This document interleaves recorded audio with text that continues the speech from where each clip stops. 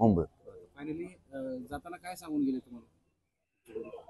सरकारशी चर्चा करतो, त्याच्यामुळे मराठा समाज सांगितलं या चर्चा हे राहणारे वेळ काढूपणा होऊ शकतो, त्यामुळे आपण सावध राहा, आपल्याला मुंबईकडे जायचं.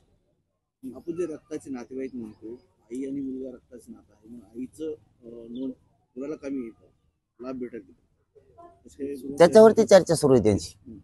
मुंबईला गेल्यावर चर्चा बंद होईल आम्ही, मग आपोआप सगळं सोयीस्कर होईल, सगळं सोयीस्कर होईल. तर आता मुंबईला निघाल्याशिवाय मराठी सोयीस्कर होत नाही.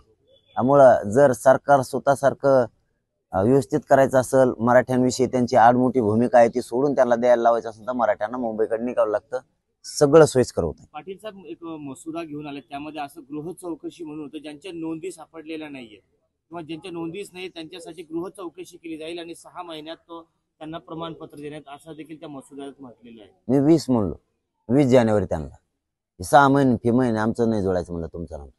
20 तारखेच्या आत स्पष्ट सांगितलं आणि तसं त्यांनी लिहून पण नेलं.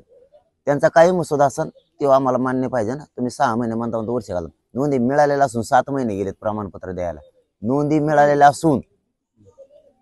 आता मला सांगा, ते आज किंवा उद्या अध्यादेश काढणार आहे असं सांगितलं होतं, याच बेसवर ते अध्यादेश काढतो म्हणले का पुन्हा चर्चा केल्यानंतर अध्यादेश काढणार आहे तुमच्याशी?